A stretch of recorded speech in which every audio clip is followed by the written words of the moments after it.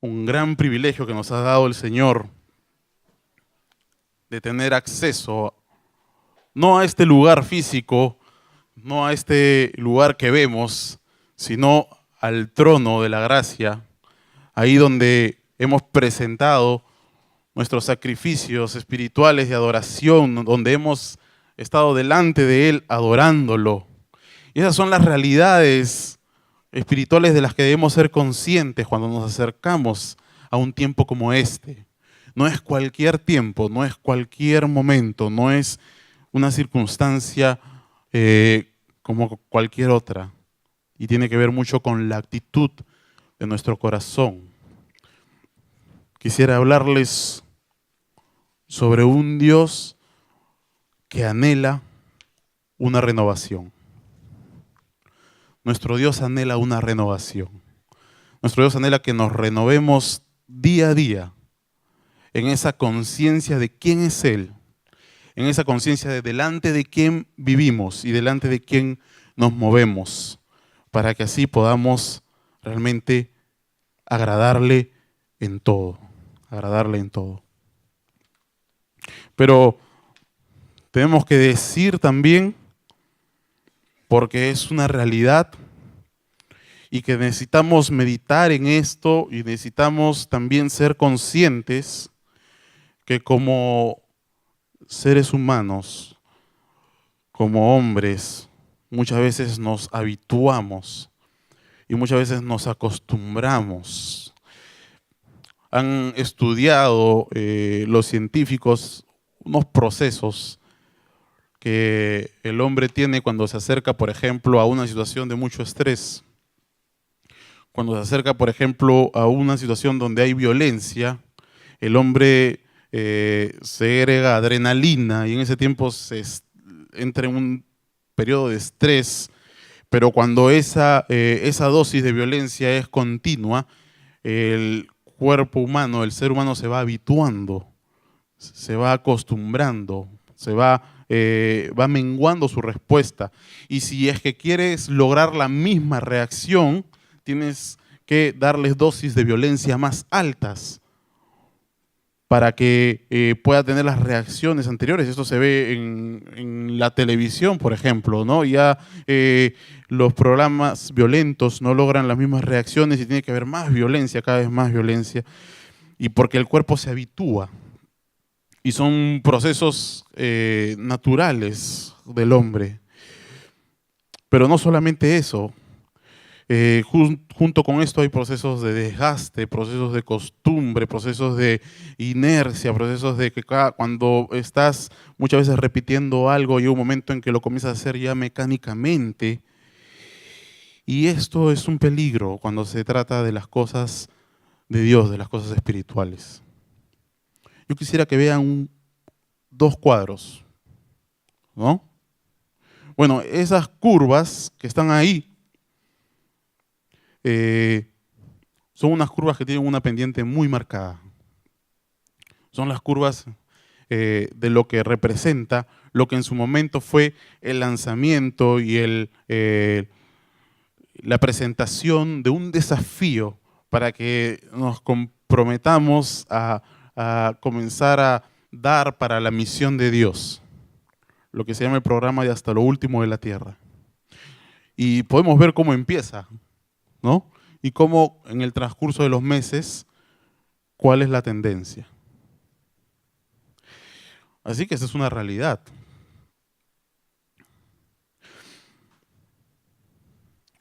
Podemos verlo también en los movimientos.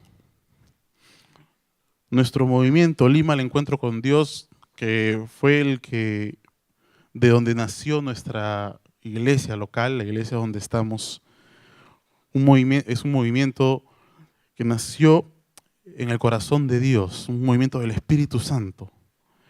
De un momento a otro se expandió el Evangelio por la ciudad y damos gracias a Dios por eso.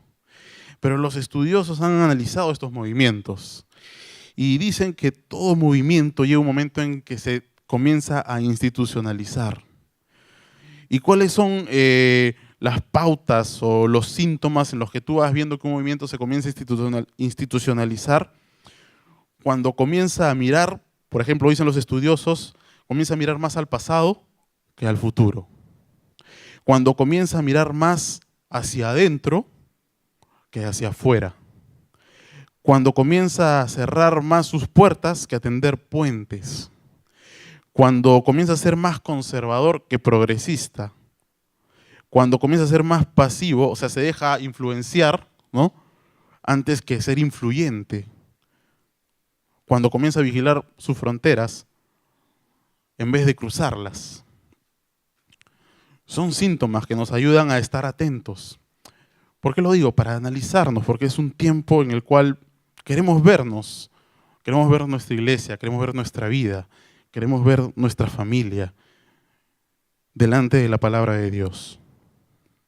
¿Saben? A mí me impactó algo cuando vinieron nuestros misioneros en el último congreso misionero, Gilmar y Noemí, no sé si los conoces. Ellos están en la selva, en la tribu de los Mastanaguas, muy metidos en la selva. Ellos comenzaron a contar en el taller que estaban exponiendo que llegaron a su iglesia después de mucho tiempo, a la iglesia que los envió.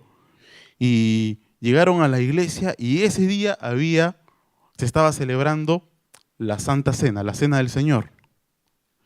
Y llegaron ahí a la cena y se miraron y los dos dijeron, ¿verdad que había Santa Cena? Y en ese momento, hermanos, se quebrantaron los dos y entendieron, gracias, Señor, por permitirnos participar otra vez, después de tanto tiempo, de este tiempo de comunión y de recordatorio de lo que fue el sacrificio de Cristo como parte de un cuerpo. Y es que ellos, como vienen desde afuera, se dan cuenta de tremendos privilegios que nosotros tenemos y que a veces nosotros hemos de repente perdido la capacidad de impresionarnos, la capacidad de entender lo precioso que es el tener un hermano al costado con el cual compartir. Ellos que no lo tienen, vienen y se dan cuenta de eso y nos ayudan a que notemos eso. La habituación es un medio de defensa para el cuerpo humano, pero también puede ser algo dañino cuando se trata de los temas espirituales, de lo que es los temas de Dios. Y quiero por eso llevarlos a Malaquías. El libro de Malaquías en el Antiguo Testamento nos habla sobre el pueblo de Dios.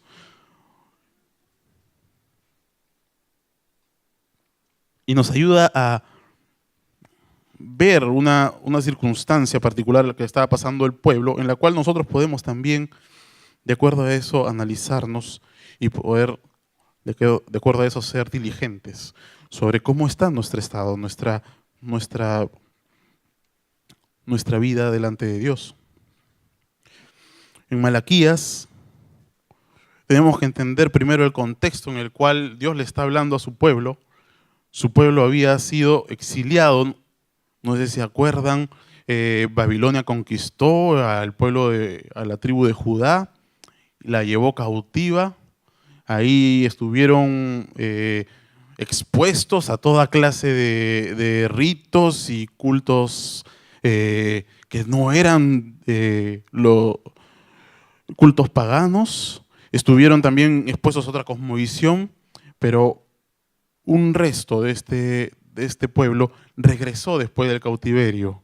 Regresó y era el pueblo que había sido fiel y había llegado después del exilio, había regresado y con la ayuda de Dios habían logrado reconstruir el templo, habían logrado reconstruir los muros, tremendas hazañas que Dios le había permitido realizar, reconstruyendo lo que era el símbolo de la presencia de Dios ahí en el pueblo. Y habían mantenido la ortodoxia y ya en ese tiempo, después del exilio, lo que se llama la tribu de Judá, la tribu de Benjamín, los que estaban ahí ya no caían en esas idolatrías, por lo menos no las idolatrías escandalosas de la época pasada. Así que no era cualquier pueblo al que le habla Malaquías, era un pueblo el que había regresado y había logrado subsistir a este proceso de cautiverio y se había mantenido fiel. Pero algo había pasado después de un tiempo del exilio y de estar ahora en el templo, en el nuevo templo, en la ciudad de Jerusalén, algo había pasado con el pueblo. habían caído sin darse cuenta en un ritual, habían caído sin darse cuenta en religiosidad, habían caído sin darse cuenta en una mecánica. Y ante esta realidad Dios le abre su corazón a su pueblo y le habla de esta manera en el versículo 2. Yo os he amado, dice Jehová, y dijisteis, ¿en qué nos amaste? Y este es el primer punto. Dios se acerca a su pueblo, a un pueblo en esta situación, estas circunstancias, como un Dios que anhela y que busca no una religión, sino una relación, que busca intimidad con su pueblo. ¿Y cómo se acerca? ¿Qué es lo primero que le dice a su pueblo que había caído en este estado de religiosidad, de rituales? Le dice, yo te he amado. Nos hace recordar como cuando a veces los que somos padres vemos a nuestro hijo que de repente está teniendo un comportamiento que a la larga le va a traer sufrimiento, le puede traer dolor. Entonces nosotros vamos a nuestro hijo, nos acercamos y le abrimos nuestro corazón y le decimos, hijo, ¿sabes qué? Yo te amo y por eso no puedo dejarte haciendo esto. Y le abres tu corazón. Y Dios se acerca a su pueblo y le habla en primera persona. Le habla de una manera íntima, personal, de una manera informal. Yo os he amado. Y son las palabras con las que empieza la profecía. La denuncia empieza por un Dios dejándole claro a su pueblo que Él los ama. Un Dios que abre su corazón y busca intimidad. Un Dios que se expone. Porque cuando abres tu corazón te expones, ¿no? Y a veces puedes de repente haberte encontrado, cuando le habrás hablado así a tu esposa, a tu esposo, o a tu hijo, o a un familiar, o a un amigo, y les has abierto el corazón, de repente has encontrado que ellos no han entendido en ese momento que tú les has abierto el corazón y han rechazado. Y miren cómo responde el pueblo. Y el pueblo responde ante esta apertura del corazón de Dios, responde, ¿en qué me amaste? ¿En qué nos amaste? Y es como darle un puertazo en la cara a Dios, ¿no? Cuando Dios se acerca con todo ese amor, abriéndole su corazón, y el pueblo le responde, ¿tú me amaste? ¿En qué? ¿Imaginan? ¿Alguna vez te ha pasado? Si alguna vez te ha pasado, bienvenido. A Dios también le ha pasado. Y Dios entiende lo que es eso, porque algunas veces nosotros también de repente se lo hemos hecho a Él.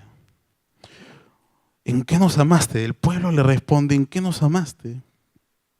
Y el pueblo desconoce su amor y muestra una insensibilidad a ese Dios que abre su corazón. Y hay que entender también el contexto, ¿no? Ellos tenían muchas quejas contra Dios, estaban desmoralizados por las circunstancias. Eran un pueblo que había regresado del cautiverio. Ya no eran el pueblo con las 12 tribus de antes, el pueblo que estaba conquistando las naciones de alrededor. Eran simple y llanamente 2 tribus que habían quedado, 2 tribus pequeñas, se sentían pequeños y veían que otros imperios progresaban, que los de alrededor se desarrollaban y ellos estaban bajo el yugo de otro imperio. Y el templo que ahora tenían no era el templo como comparado con las glorias del templo de Salomón. Y en medio de eso, con el transcurrir de los años, llegaron un momento en el cual comenzaron a sentirse que en realidad los otros pueblos que no temían a Dios eran más prosperados que ellos. Y se sentían desmoralizados por las circunstancias. Y es ahí donde Dios se acerca a un pueblo que había perdido esa sensibilidad a su amor y le explica y defiende su amor y les hace ver cómo Dios les había amado y les dice, ¿no era Esaú hermano de Jacob, dice Jehová, y amé a Jacob? ¿No eran hermanos los dos? Los dos los dos eran herederos de la promesa, a los dos tenían el mismo, por así decirlo, derecho de heredar la promesa que yo había hecho con Abraham, que después seguía con Isaac, y los dos eran hermanos. No había ninguna razón aparente. No había más ninguna razón real. Y yo decidí, yo escogí amarte a ti, le dice al pueblo. Y a ti te amé a Jacob. Y la muestra del tremendo amor de Dios es que Él los eligió. Y hermano querido, Dios te escogió. ¿Qué mayor muestra de amor? Dios te escogió. No tendríamos ningún atractivo para Dios, pero sin embargo Dios decidió poner su amor sobre nosotros, así como Dios decidió poner su amor en su soberana gracia sobre Jacob. Y Dios le recuerda, yo te escogí, yo decidí amarte a ti. Y aunque te falte todo sobre esta tierra, me tienes a mí. Y si me tienes a mí, realmente nada te falta. Porque yo soy el mayor bien que existe sobre esta tierra. Yo soy tu porción aquí en esta tierra. Yo soy lo único que te puede completar. Yo soy lo único que te puede satisfacer totalmente. Y yo te escogí para una relación en la cual yo y tú nos pertenecemos mutuamente. ¿Qué mayor bendición, qué mayor cosa se le puede dar a un hombre que el mismo Señor dándose Él para una relación personal con Él?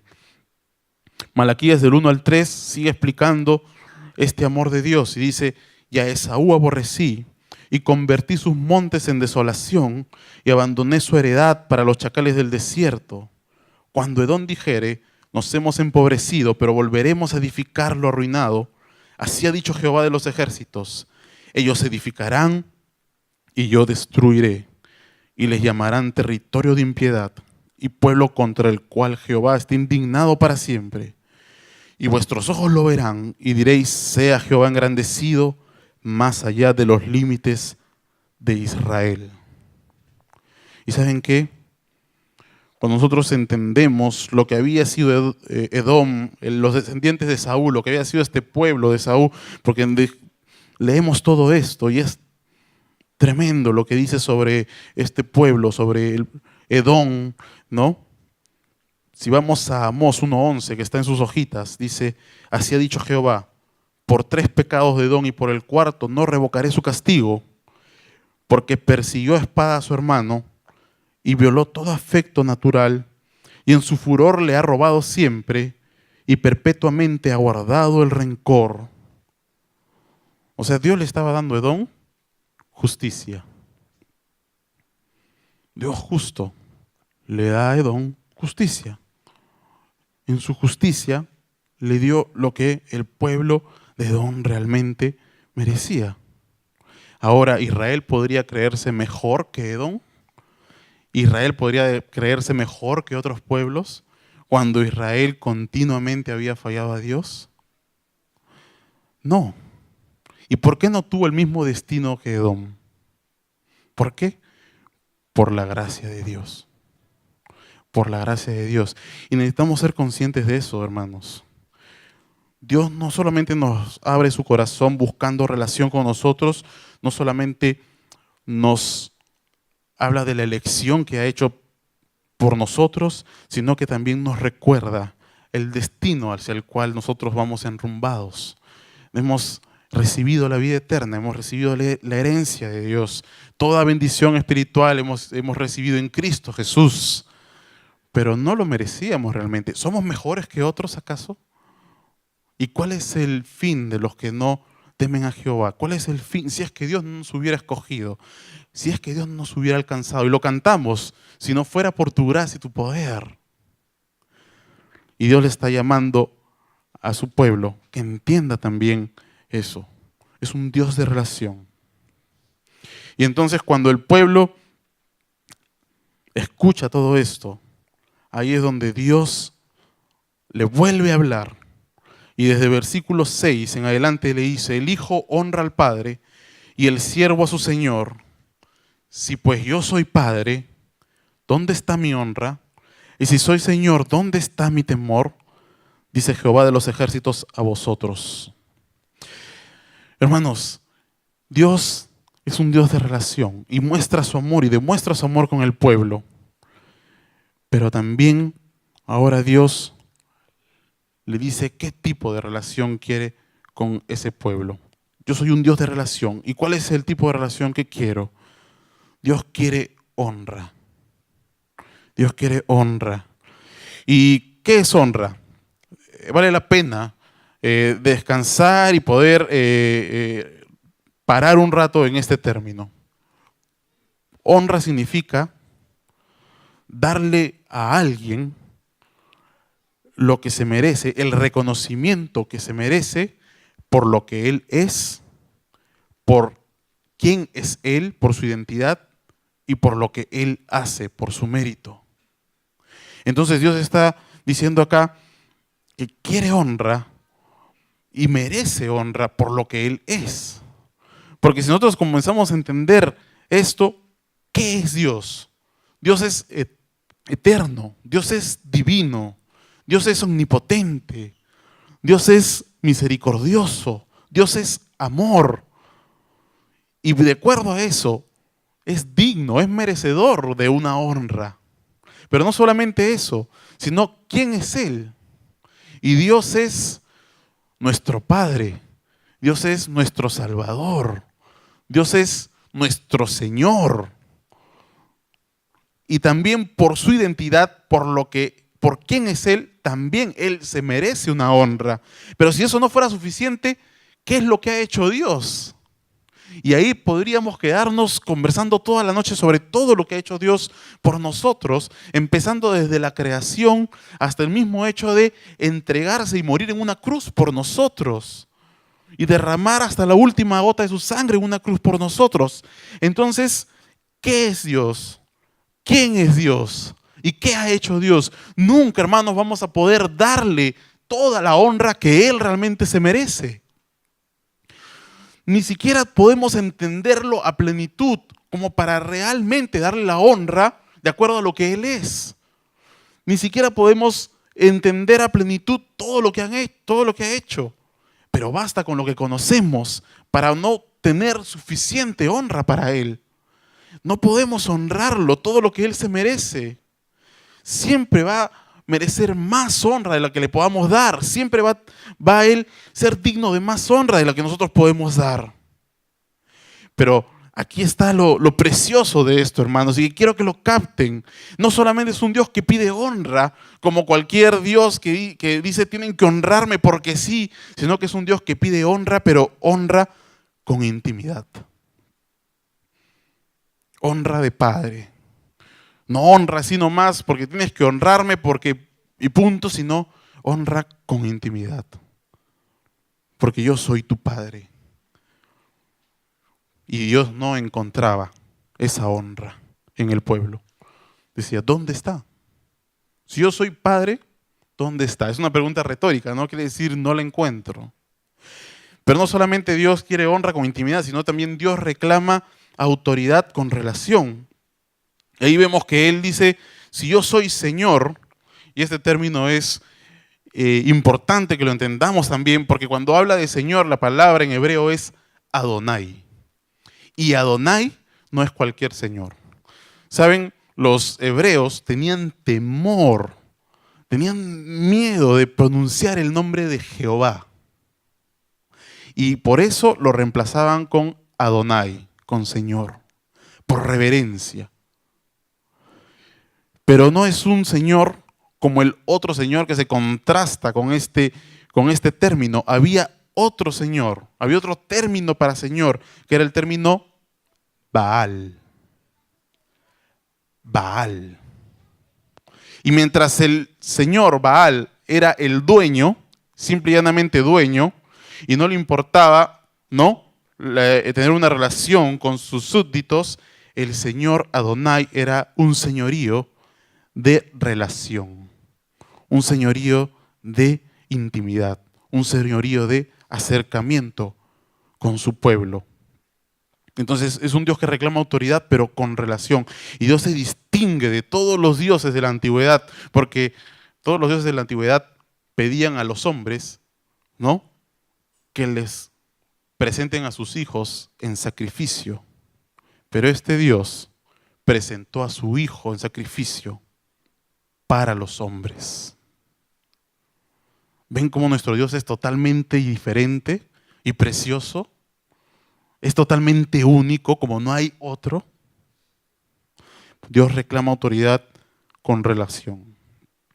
Y ante este Dios de relación, este Dios que anhela esta intimidad, este Dios que anhela esta frescura, esta conciencia, esta profundidad, esta relación en el acercamiento del pueblo con Dios. Ante esto, Dios presenta acá o denuncia un pueblo que en contraste era un pueblo de religión, que había llegado, que se había convertido, había llegado a ser un pueblo de religión. Malaquías 1:6, en la segunda parte del versículo dice: oh sacerdotes, que menospreciáis mi nombre, y decís: ¿en qué hemos menospreciado tu nombre? Menospreciaron su nombre y preguntaban: ¿en qué hemos menospreciado su nombre? ¿Saben, hermanos? En 1 Pedro 2:5 tenemos que ubicarnos bajo nuestro contexto. Ahora, en este tiempo, en el tiempo de la gracia, Dios nos ha hecho a nosotros un reino de sacerdotes.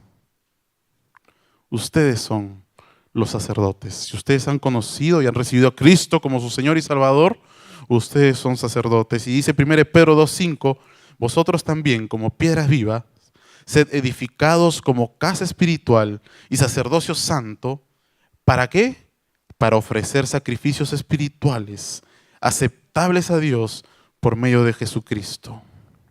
Ahora nosotros somos los sacerdotes. En ese tiempo iban a un templo físico. En ese tiempo se presentaban delante de un altar y ahí traían animales y los quemaban delante del altar. Ahora, en este tiempo, nosotros nos acercamos delante de un templo espiritual, delante de la presencia del trono de Dios.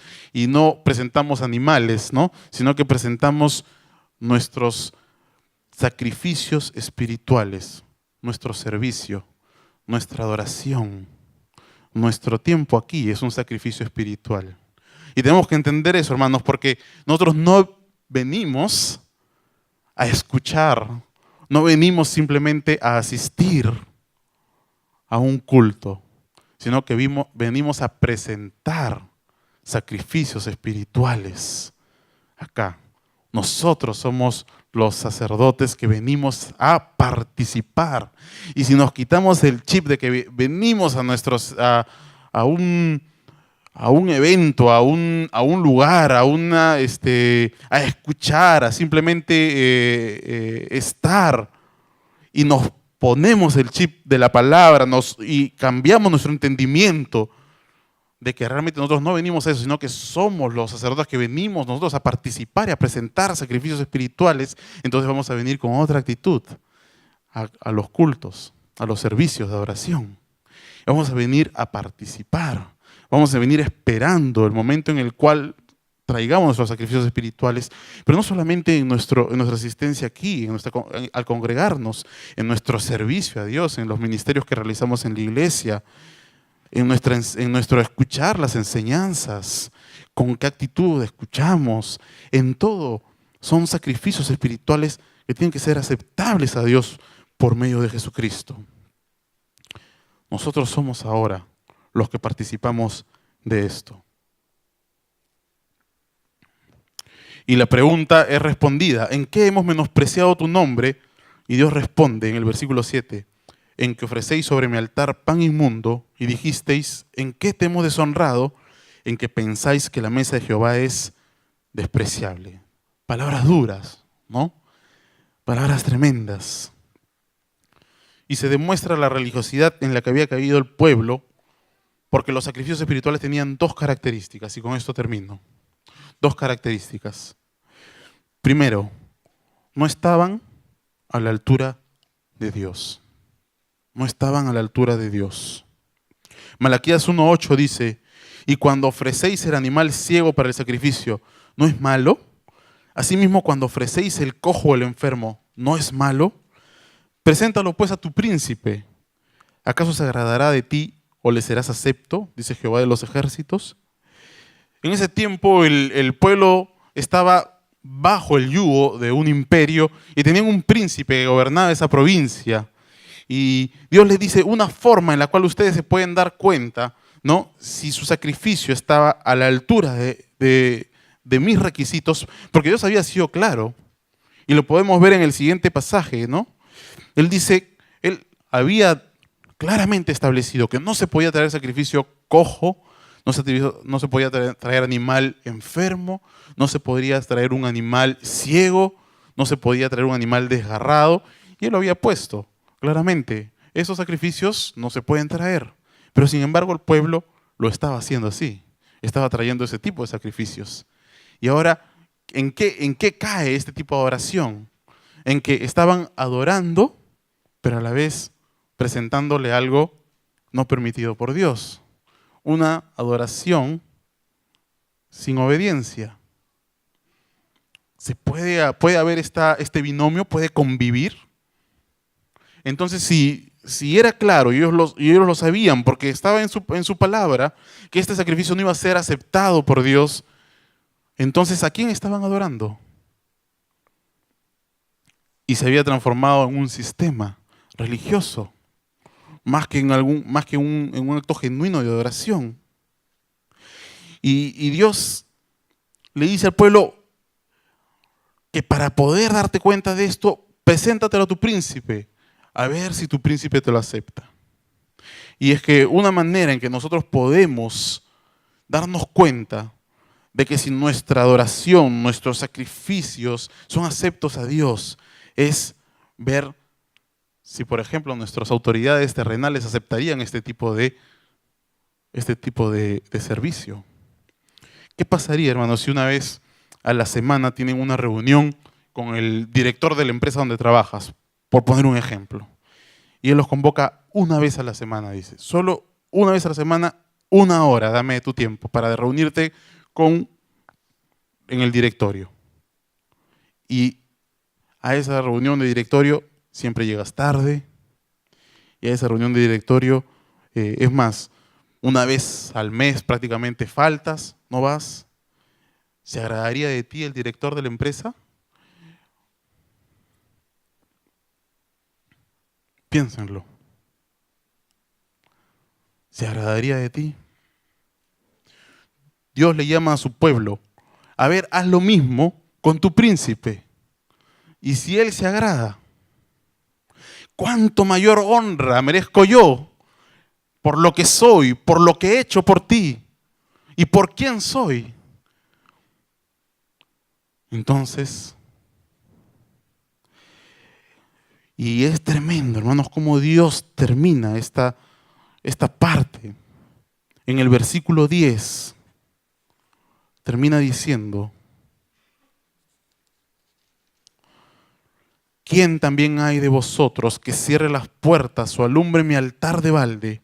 Yo no tengo complacencia en vosotros, dice Jehová de los ejércitos, ni de vuestra mano aceptaré ofrenda.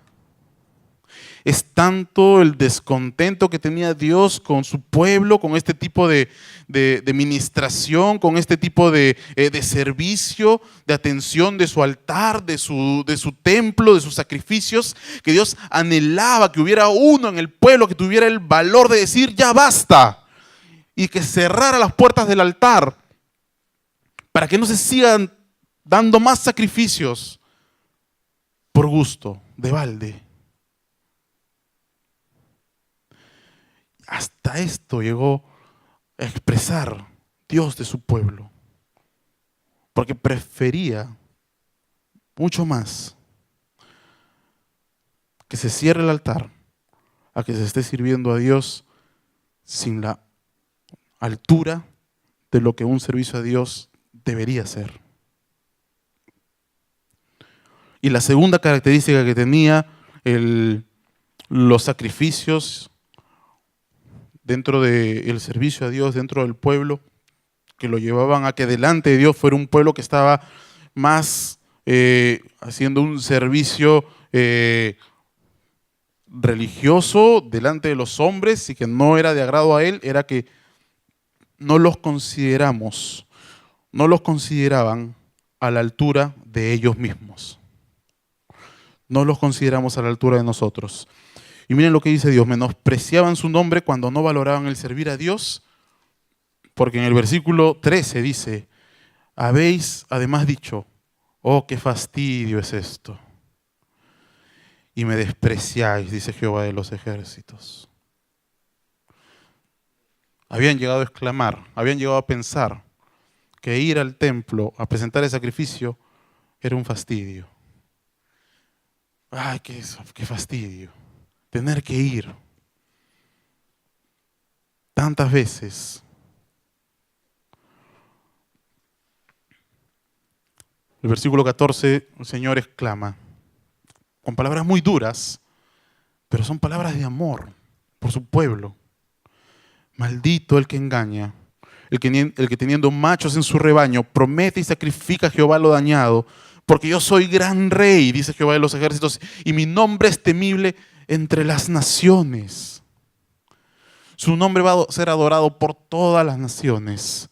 No necesitaba la adoración de una sola nación en este estado, cuando iba a tener pan limpio y adoración santa de todas las naciones, y se los hace ver. Por eso, hermanos, es que ante esto hay un anhelo de Dios de una renovación. Malaquías 3, del 16 al 17, dice Dios: entonces los que temían a Jehová hablaron cada uno a su compañero, los que temían, los que tenían temor del nombre de Jehová, y Jehová escuchó y oyó, y fue escrito libro de memoria delante de él para los que temen a Jehová y para los que piensan en su nombre. ¿Recuerdan lo que había dicho el Señor? Si yo soy Padre, ¿dónde está mi honra? Si yo soy Señor, ¿dónde está mi temor? Pues acá habían hombres que habían hablado con su compañero porque temían a Jehová y porque pensaban en su nombre y en la gloria de su nombre primero antes que en ellos mismos. ¿Y cuál era la promesa y el ofrecimiento de Dios cuando lleguemos a esto? Y serán para mí especial tesoro, ha dicho Jehová de los ejércitos, en el día en que yo actúe, y los perdonaré como el hombre que perdona a su hijo que les sirve. Y cuando dice que van a ser especial tesoro, que vamos a ser especial tesoro, ¿sabes qué palabra usa en hebreo? Leguyá. Leguyá. ¿Qué significa leguyá? El rey era el dueño de toda la nación. Un rey ahí tenía incluso, era dueño incluso de las vidas de la gente. Era dueño de todo lo que estaba dentro de su territorio. El rey era dueño de todo. Pero en medio de todo eso tenía un especial tesoro, un cuarto, un lugar dentro de su palacio donde estaban las cosas más preciadas para él, las cosas más especiales. Que cuando alguien iba a visitar al rey, el rey decía: mira, quiero enseñarte el tesoro en el que tengo complacencia, en lo que me deleito. Quiero que veas lo que más me agrada de todo lo que tengo, que es lo especial para mí. Y lo llevaba a su leguyá. Su leguyá era su tesoro más preciado, su tesoro más especial, en el que tenía complacencia, en el que se agradaba. Y lo llevaba ahí al leguyá, le enseñaba: mira esto, mira esto de acá, qué hermoso, qué precioso. Si tú le sirves así, con esta actitud, con la actitud de temor a Dios, con la actitud de honra a Dios, y cuando vienes acá entras con una correcta actitud, no como entrando a quien está cumpliendo con lo que tiene que cumplir, sino con el amor a Dios y con el temor de su nombre, con el anhelo de oración. Entonces tú vas a ser, hermano, su leguyá. Tú vas a ser su tesoro especial para Él. Entre todos los reinos de la tierra, tú vas a ser su leguyá especial. ¿Eso quieres ser, hermano? ¿Eso queremos ser, hermanos? Quisiera terminar para redondear la idea. A veces es difícil expresar con palabras algunas ideas, algunos pensamientos. Y yo escribo a veces poemas. tratando de expresar lo que siente mi corazón con respecto a cosas como estas. Y en conclusión, hermano, Dios abre su corazón y quiere empezar esta reprensión diciéndote que te ha amado y lo demostró en que te escogió. Dios no quiere nuestro cumplimiento, no quiere nuestro rito ni nuestra apariencia, no quiere que nos habituemos a una inercia llena de inconsistencias. Nada de lo que podamos ofrecerle estará a su altura, pero si entendemos el privilegio, nos perdonará nuestra bajeza y nos permitirá la buena ventura, nuestra buena presencia, nuestra correcta actitud y nuestra vida de santidad es lo mínimo que le podemos dar.